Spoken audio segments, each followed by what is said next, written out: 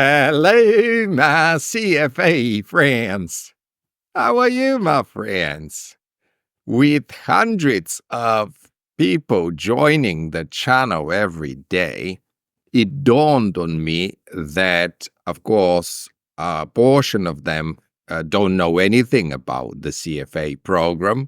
And so I want to start a new playlist here on YouTube, which will present everything you need to know about CFA Level 1 before you even have to start. So you can really plan and get ready for it and know what to expect before you actually get your hands dirty. So in this first video of the series, we're going to look at the enrollment requirements for level 1. So let's get started. Now, contrary to what a lot of you may believe, the CFA program is not open to everybody.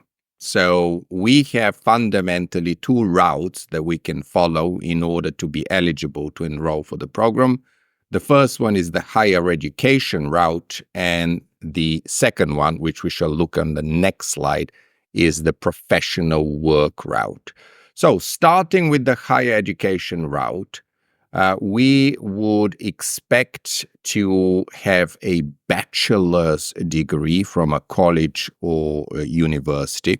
So remember, you've got associate degrees, which typically take about 2 years. Bachelor degrees take 4 years, sometimes 3 years, depending on the country where you reside. And of course, then there are higher degrees such as masters and PhDs, but we only interested here in bachelor's degrees. So you need to have at least a bachelor's degree, i.e. some sort of undergraduate degree. So that is the first route.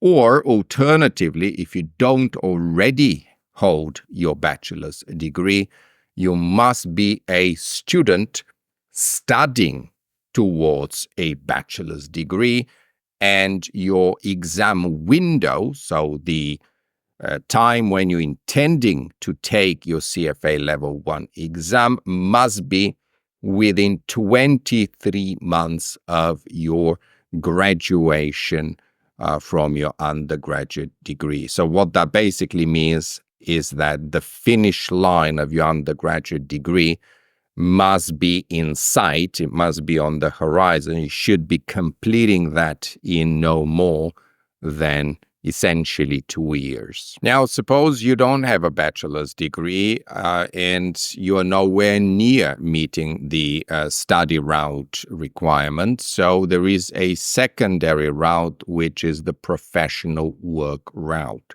So here, the magic number is 4,000 hours. We need to have completed a minimum of 4,000 hours of professional work and or study. So this can actually be combined also with a little bit of study. And this needs to have been completed over at least 3 consecutive years. So it's pretty prescriptive.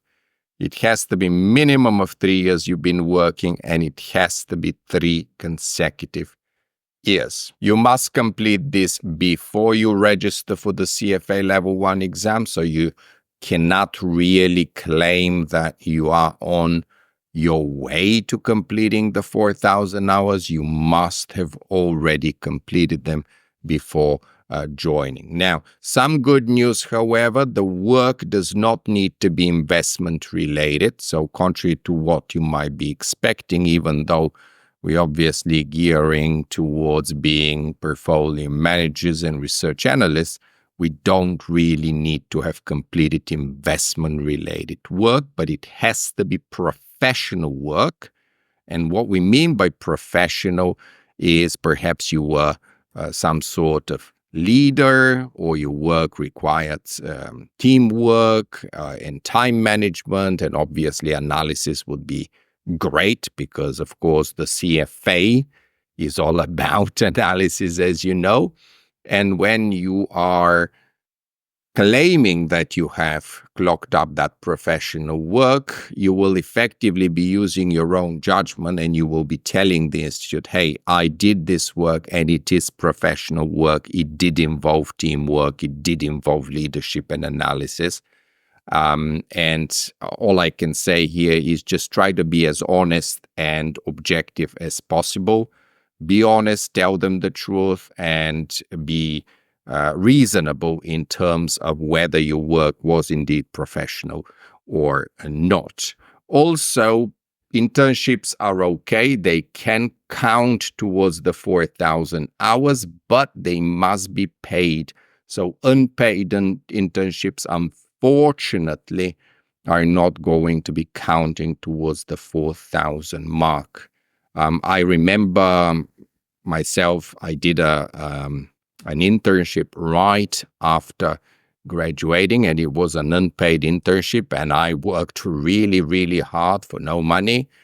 Unfortunately, that's not going to be counting towards the 4,000 hour mark. Now, other requirements that are obviously quite important. I don't know if you guys do any international travel, but even if you don't, you are going to need a valid international passport. So we're not talking here about a driving license or a EU identity card. We are talking about a proper passport that you can use for international travel. And very important there, it has to be also unexpired. Very important when you're registering for the exam also to make sure that the name on the passport matches perfectly the name that you use to register for the exam. If you've got any middle names, any funky spelling, that needs to match perfectly. And it has to be unexpired, valid international passport. I've heard a lot of horror stories, including people forgetting that their passport expired and obviously being turned down at the gates, at the exam door. Also, I've heard of people bringing other types of documents which were not accepted. So if you want to avoid disappointment, if you want to put in your famous 300 hours and then go deliver the goods, make sure you are following all these prescriptive rules. And last but not least, and that may be a little bit of an obvious point, but I do actually get that as a frequently asked question all the time. Can I sit the exam in any other language other than English? And the simple answer here is no, you cannot. The exam is only offered in English, no matter where you're going to be sitting around the world. Obviously, there are hundreds and hundreds of different countries where you can sit the exam, but it's always going to be in English. Okay, very, very important. So, I want to also kind of lean back here and think about your level of English, because I can empathize. Absolutely, I can empathize, because English is not my mother tongue. I had to work really, really hard in order to get it up to the level where I wanted it to be. Okay, so when you're starting your studies, the last thing you want is to be struggling through the conceptual knowledge and at the same time have a dictionary open. I don't know if you still have like physical dictionaries, probably not. But obviously you're going to have some sort of electronic dictionary where you're trying to look up words. You don't want to be doing this, my friends. The advantage, of course, of level 1 and 2 are their multiple choice formats. So you don't need to write essays. You don't need to show off how good your grammar and spelling are. Although level 3 will have a kind of more open-ended writing section, but let's not worry about level 3. For now, however, I do need you to kind of lean back and think about what is my level of English right now. And if it is quite low, perhaps it is wiser to pause, to lean back, to strengthen your English level before you then embark on the program. Because when we say you need, let's say, 300 hours of study time, that of course does not include you getting stronger in English. So very, very important. Get that passport ready, brush up on your English, make sure you are either a bachelor's or you are studying towards bachelor's, or you've got those thousands of professional work experience, thousands of hours of professional work experience. And when you are ready, I'm going to be waiting for you here to begin our study journey towards CFA Level 1. Also, if you're interested in the program in general, you just want to have a chat with me about what you're currently doing or what you're planning to be doing, career prospects-wise, or anything else, is the CFA program for you or not for you?